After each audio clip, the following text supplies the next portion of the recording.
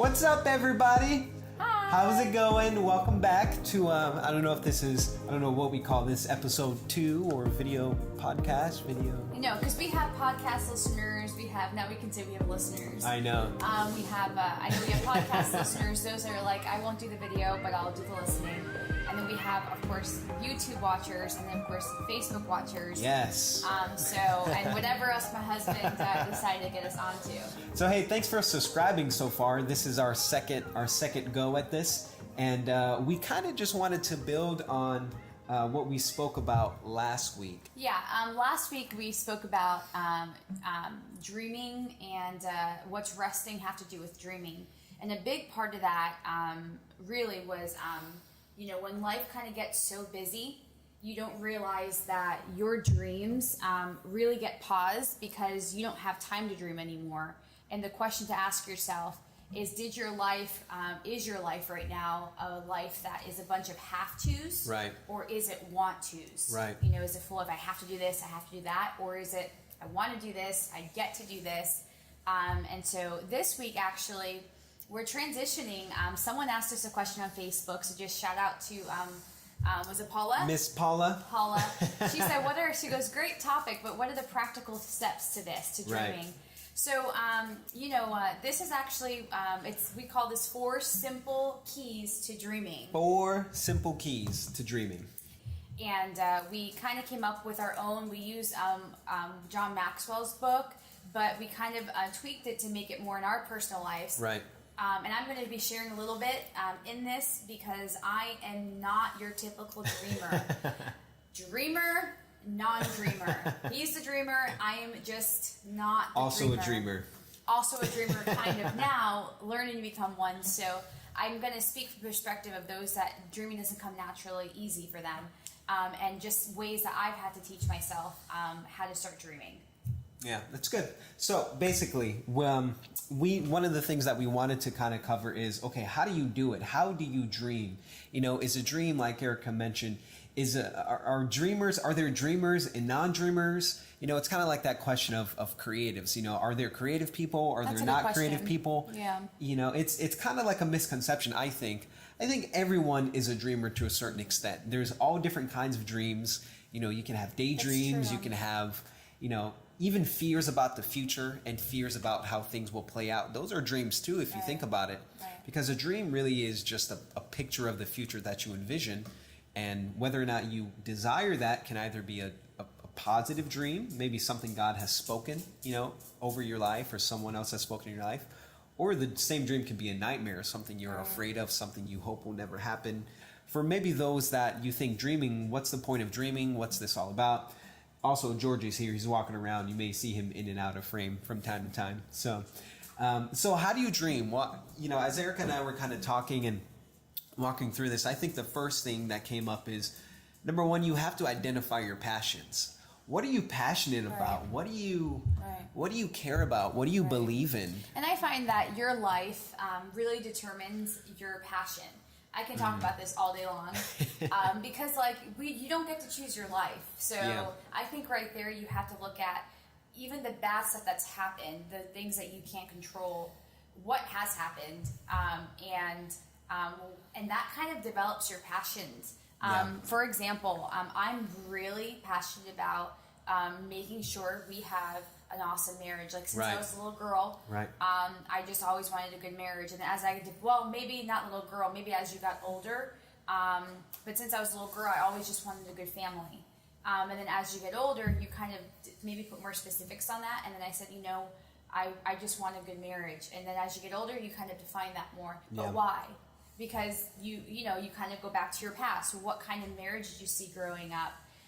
Chances are, if you didn't see a great one, or if you saw a lot of separation or divorce or whatever, you're probably going to say either I want an awesome marriage and I'm going to make sure I'm going to beat the odds, or I want an awesome marriage that has love involved, that has friendship, It's good. And I think it's because that's a value in your life. Right. So you see, here I am talking about dreams, and the reality is it's your life. Back to point one. I'll go in circles, but we're going to land the plane. The point is your life determines your passions, or when you see the need. Sometimes you have to look at yourself and say, okay, have you been adopted? Do you care? And your life has been changed drastically by an awesome family. Chances are there's going to be a passion there. Yeah. And it's not 100%. It's not always that this is the case, but most cases, you're going to have dreams and things because of things you've seen in your life growing up. Okay, so how do you dream? Number one, you identify your passions. Number two, go ahead. Number two, do you know what number two is? You have to believe in yourself. Believe in yourself. Knowing your passions, you kind of identify what drives you, what fills you, but do you believe in yourself enough that you feel like what you have inside of you can contribute and add value to the world? Do you feel like what God has deposited in you is enough? Personally, I think one of the driving forces in my life is I feel a responsibility to let out what God has poured into me. That's not in a selfish way. That's not in a way where I don't ever care about building up the name of Steven DeSilva. I don't ever care if anyone knows my name. What I care about is what God has deposited and what God has called us to in this time, in this generation, to this people, that it comes out, that he uses it. Do you believe in yourself enough that you have something of value to add to others? Mm-hmm. You have something of value to add to the world, to your workplace, to your family, to the people around you. How can you add value to the lives of others? What's the unique thing that God has placed in you? Maybe it's your personality. Maybe it's your charisma. Maybe it's how you perceive things. This is one of the ways the enemy operates in. Yeah. He operates in sowing seeds of doubt in who we are and our identity, and making you doubt yourself, like making you doubt your personality, right? Making you doubt your charisma, right? Making you doubt just who you are, what you have to bring to the table, making you doubt your voice. Yeah. Sometimes you think, do I have a voice? Should I speak? Should I not? Those are all just seeds of doubt that are just can be planted. You tell yourself or you believe, So I think believing in yourself, there's something there when you say, you know what do I have to lose? And right. But then past that, then God starts to restore. It says, no, right. I created you with that personality, or I created you to shine and be a light, and that's right.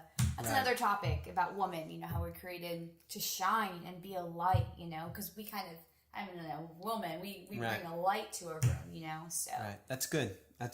So we spoke about identifying your passions. Number two, you have to believe in yourself. And then number three, don't be the victim of your story. Don't be the victim in the story are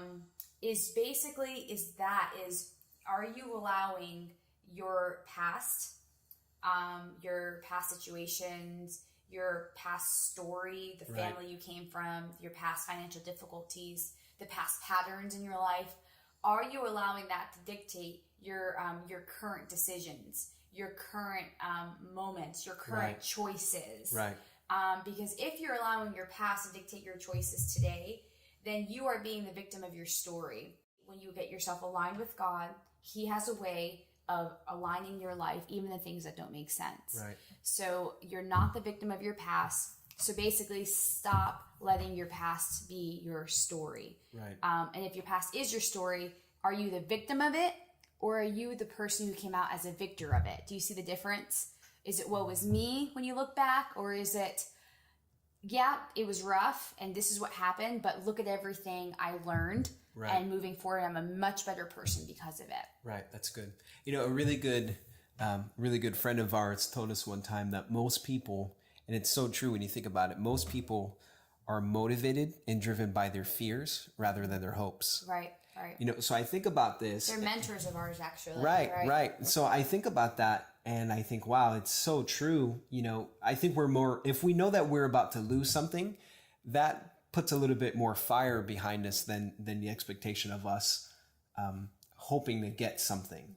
So it's interesting because I think about this in the context of what will I lose out on if I don't take responsibility for my life? I think about it in the context of, I believe God never wastes an experience in our lives. So with that being said, what have been some of the experiences that have helped to shape me into the person that I am today? And what am I missing out on if I don't take what I've learned from those experiences and apply them today? I don't want to waste the life that God has given me. I don't want to waste the opportunities that God has put around us, the people to try to bring the best out of, to be shaped by. It's a vulnerable thing, And if you're not saying, and this is kind of checking my heart and my spirit too as I'm saying this, but if you're not saying, I don't want to miss out on the opportunity or the life that God's given me, I think that's a huge red flag. Yeah. Because your life has purpose that God has given you. So if you're saying, if that's not a conviction in your heart, I don't want to miss out on the things that God wrote about me, right? Or He declared over my life, I feel like that's a purposeless life, because we're missing out on. First, you're missing out on your identity in the Father. Right. You're missing out that your life actually does have a purpose to right. it. And then second, if you're not seeing it, then it's subconsciously, I guess it's the same thing. You're just missing out on the purpose that you have. Yeah, that's good. So we hit the first point of how to dream is identify your passion. The second one is believe in yourself. The third is don't be the victim in your story. And this last point is don't compare yourself to others. Don't compare yourself to others. And this is a big one. And we know this, we hear it all the time, but when you compare yourself to others, you're really robbing yourself from everything in your life that's currently happening. Right. And when you compare yourself to others, this is something that recently in my life that I've been really attentive of or aware of, or whatever. But there's a scarcity mentality versus an abundant mentality. That's good. And a scarcity mentality says is a mindset of when somebody else wins, I somehow lose. Wow. But a abundance mentality, when somebody else wins, I win too because they're winning. So wow. A scarcity mentality is typically more competitive. The scarcity mentality just has a mentality that there's not enough to go around. Wow. When the abundance mentality knows full well there is enough to go around, and that's because their anchor is in the Father's and right. is in the Lord. But what does this have to do with comparing yourself? Because the scarcity mentality is so looking at other people, making sure they don't win, or if they do, somehow it takes away from you, and that's totally not true. In fact, if you're, and this kind of goes to what me and Steve were talking about, when you compare yourself to others, there's a big thing that can happen. You, rather than reaching to that person who might be ahead of you in the journey for help, right. You never reach out for help because you think you got to figure it out on yourself. Right. And you actually walk a life of discouragement and right. probably just judgment. And resentful. You become resentful. Yeah. Okay, so how to dream. Number 1, identify your passions. Number 2, believe in yourself. Number 3, don't be the victim of your story. And then number 4, don't compare yourself to others. Don't compare yourself to others. Okay, so now let's get really practical as we wrap up here, okay? Yeah. Okay. So go ahead. The practical steps. So practical steps of kind of just what we just said. Number 1, we've been saying it from the beginning, is you have to rest. You got to rest. And we explained it, but when you rest, you give your mind yes. time to pause. You get perspective and fresh perspective again. And again, you will only experience this if you rest. Right. Because when you rest, you realize your life kind of slows down, and you realize, wow, I've really been running hard, and I didn't realize, because you're running so hard, you don't really have right. enough time to process. And what's good with that too, rest doesn't just mean you lie around and watch Netflix all day and just right. stop. Yes. It doesn't mean you stop your activity in your life. Mm-hmm. All it means is you take a moment to pause on the urgencies and to reevaluate, okay, what is the direction of my life? Where am I going? What's happening in this season? What's happening in this moment? Where do I feel that God is leading me? How is life unfolding before me? And am I leading my life? Am I letting God lead my life? Or am I just going with the flow of things? And I know there's different seasons of things and whatnot, but I just think there needs to be a period of pausing and just reevaluating. Right. That's what rest means. Rest means, let me not just react, let me respond to life. I don't want to just react to situations and circumstances. Yes, we're going to react because we're people, we're human. Everybody does it. But how am I responding to this? And do things out of your routine. Yeah. Like if it's possible for you to get away and rest, I totally do that, because if you're home, it's going to be so easy, Right. To have to do something at home, because responsibilities never really end. You know, there's Right. always going to be a crumb on the floor. There's always going to be a laundry to do. Right. You know, there's always going to be trash. There's always going to be something to do, Right. or the project you see in the corner lingering. You're like, Right. I have to do There's that. a phone call. There's another Right. person. There's, Right. it never stops. It never But if stops. you get yourself out of a different location, that really will help with your resting. Yeah. So resting is super important. Now the next thing is you got to give yourself permission to dream. Right. Give You yourself know, permission. Giving yourself permission to dream. This is something that I struggled with, and that I learned that this is actually the very thing I have to do. You see, remember, he's a dreamer, I'm not the dreamer. And when we got married, and even when we were dating, this was actually one of my biggest pet peeves, was driving in a car with Steve, and it's like the car equals time to dream, you know? And it's true. He would just randomly say, you know, Erica, where do you picture us living one day? Do you think we'll live in China? Do you think we'll live in Ecuador? Do you think we'll live in Europe? You know, or Erica, what do you think the Lord has for our life, you know? And this wasn't just once in a while. This is like a weekly thing, like all these big dreams. Do you think we'll own this or have this and huge things? And I'm like, in my head, I used to get frustrated because I was a very what is person. Like I would think like, how can we think about that when we're here, when we haven't even mastered this, or when, you know, when our finances look like this, or when, you know, our capacity, you know, you just kind of all these excuses, like, and basically one day we talked about it, because I remember I talked about it with him, not because of his dreams, but because of my supervisor's dreams, like, or my pastors. I always heard like these huge dreams that were totally so far-fetched, and I would think, how do they do it so easily? So one day, because I know he's a dreamer, I asked him, I said, Steve, like, is dreaming like a skill or something? Like, were you always like that? And I don't know how we got to this, but really he just said, you just have to try.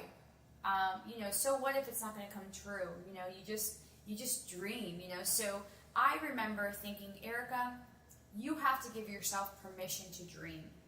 You have to. Why aren't you dreaming? Right. So I literally would practice it. So when Steve would go on his random weekly tangents, where we're going to go, I started to dream with him. Like, yeah, it's true. Maybe did I believe in the moment? No. But like, I would just try. Like, yeah, it's true. Maybe we'll have another house in the forest somewhere, and that would be where our kids can grow up.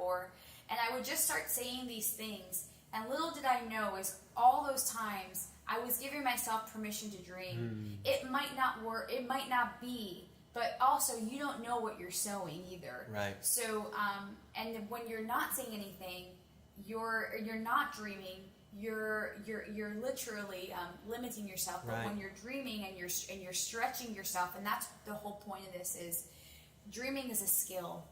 You have to develop it and stretch it. And guess what? When I first started dreaming, they were tiny. But then as I started to just randomly just keep dreaming and practice it, and when I'm driving now, I start to actively practice it when I'm by myself. Like, man, maybe we'll own that building one day. Or if we drive by a neighborhood, I'm like, man, I would love to live in this neighborhood. Right. Or maybe we'll live in that house one day. Right. That wasn't me before, and I bet this is just me 3 months later. So God knows where we'll be 6 months from now. But my dreams right now is maybe we'll own that, you know? So all you dreamers out there where you're like, maybe we'll own these corporations, or I'm not there yet. But I am here, which is But you're huge. practicing, you're practicing. And that's the point for all Yeah. you non-dreamers. You have to just give yourself permission to dream. Yeah. It's not going to happen in a day, but over time, you're exercising your skill, you're building Right. your skill, and give yourself permission, you know? Right. Maybe start with your pots and pans if you're like, I'm gonna have better pots and pans than this one day, Right. you know, or we're gonna have a different home than this, or we're gonna just start small. Yeah. And then just give yourself permission Yeah. is a practical step. Start every day in your car. Right. And then you kind of wait until the last point, which is just, you got to practice. You got to practice every day. Yeah. You know, oh, and I didn't realize I did that. Sorry. No, that's okay. I mean, okay. you were dreaming, you know. But practice every day, because when you practice, you begin to just imagine the possibilities of things. Right. You begin to take things in, and you begin to say, wait a minute, what else could come out of that? Right. You know, because as you practice, the possibilities just begin to kind of manifest themselves. You begin to look at life, I think, a little bit differently. And I think you even begin to look at people a little bit differently, because you don't see people necessarily in a negative light, Right. but you see people, wait a minute, this person has some really strong potential in them to do such and such, or to grow in such and such area. You see, when you don't dream, you don't give others around you permission to dream. That's good. And that's going to hurt your influence That's and your good. leadership. And even if you're a mom, it'll hurt your kids from Yeah, dreaming. that's you very know? good. So, Steve, and Steve's a master. I love you, dear. I'm but not a master. Whatever. My terminology. When others dream, he'll jump on that wagon with them. You know, and I used to be like, oh my gosh, like, but they have to go through this. They have to get developed this way. But it's like, because why? Because I wasn't a dreamer before. But now that I'm practicing it, now it's like, well, hold on. When others are dreaming around, now I too can believe in their dreams too. Yeah. And that's something, you know, Steve sees possibilities in others. Well, I think you do too. I mean, I remember the first time I went to Europe with my dad in 2008.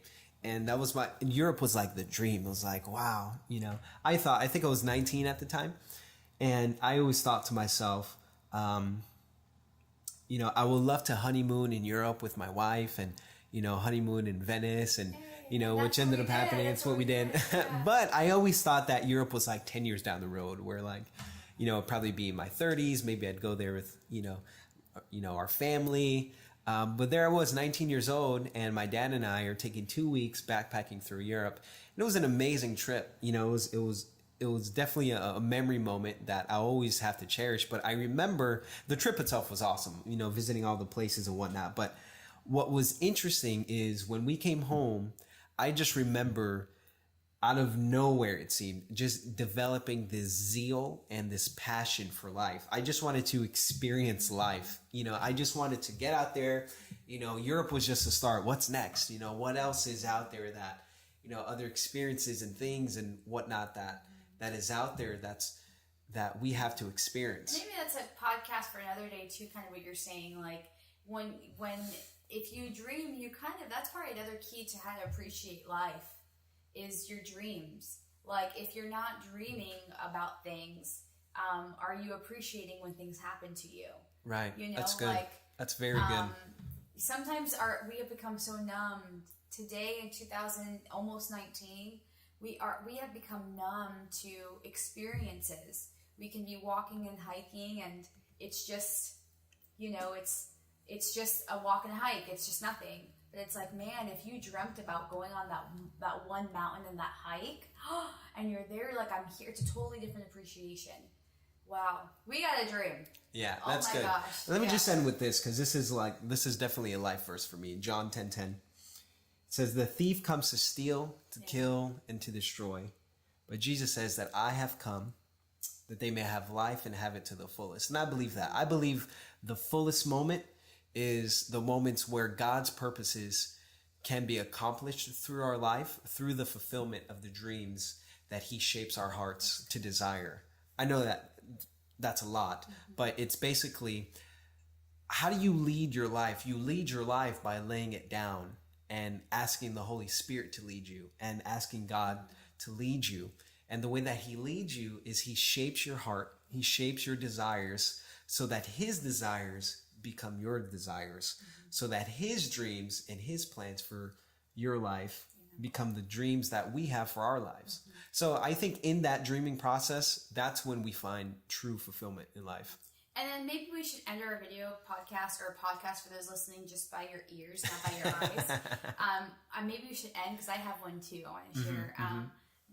It just kind of randomly popped in my head, but this is a day that the Lord has made. I will rejoice and be glad in it.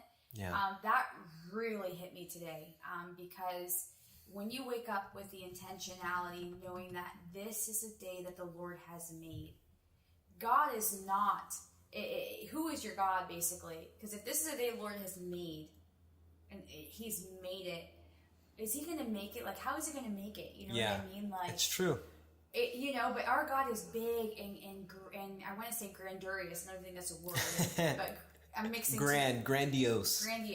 Who knows? I don't know, but and this is the day that the Lord has made. Yeah. Are we waking up? And that's like a passion. It's like, and it's an intentionality verse. Lord, how did you make this day? What did you purpose in this day? This is a day that you have made, and I will rejoice and be glad in it. That's so good. So just to, how are you looking at your days with intentionality?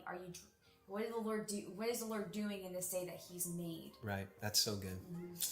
All right, guys. Well, we better start wrapping up. Yeah. We could keep talking, but hey, thanks for joining us. We're still kind of tracking along, and who knows? Maybe we'll keep talking about dreaming. Maybe we'll talk about something else. And hey, ask your questions. Yeah, Paula, seriously. she asked a question last week that really got us thinking, okay, how can we be more practical? But ask your questions. And remember, if you're watching this and you haven't started a video podcast or whatever cast, and you're like, man, I've always wanted to do it, just do it. And there's passions that you have that it's like, you gotta do it. We just did it. And so just do it, Right. If you're a mom, video about being a mom and skills you've learned to this day. Let me just say this and I'm done. Sorry. But this whole heart and passion behind this is that we just share up until what we've learned. Right. We're both 29 and God has taught us up until being 29. Right. There are people who are much seasoned than us, but we're looking at that so we can lean from them. Right. But we're not in any way saying, man, we're there. No. Right. But we do know God's taught us so much at this point, at being 29, that we're just pouring out. And then those who are maybe 5 years behind, God's taught you something and a lot. And not just God, but the Lord teaches everything. Yeah, life teaches you. 25, you have something to give. Yeah. Everyone has something to give. Being a mom, how you mom. That's a t-shirt. How do you mom? You mom very well. Or how you balance. Like, I have a great friend. She's a mom. She has a job that I would say is just a little bit stressful. And she juggles all this other stuff. She's a big juggler, and I admire her capacity because how do you juggle life and yet walk through it the grace in a healthy way. In a healthy way, right? Yeah. So that's my ending inspiration, But my dear, do your thing. Subscribe, comment. So like, subscribe. What did they say online? All the YouTubers. Share. There you go. Yeah. So hey, thank you for joining us, guys. So we'll be back again next week if all goes well. Remember, leave your comments, leave your questions, and who knows, maybe we'll do a whole podcast on a question. Yeah. All right, guys. We'll catch you next week. Yay. Peace.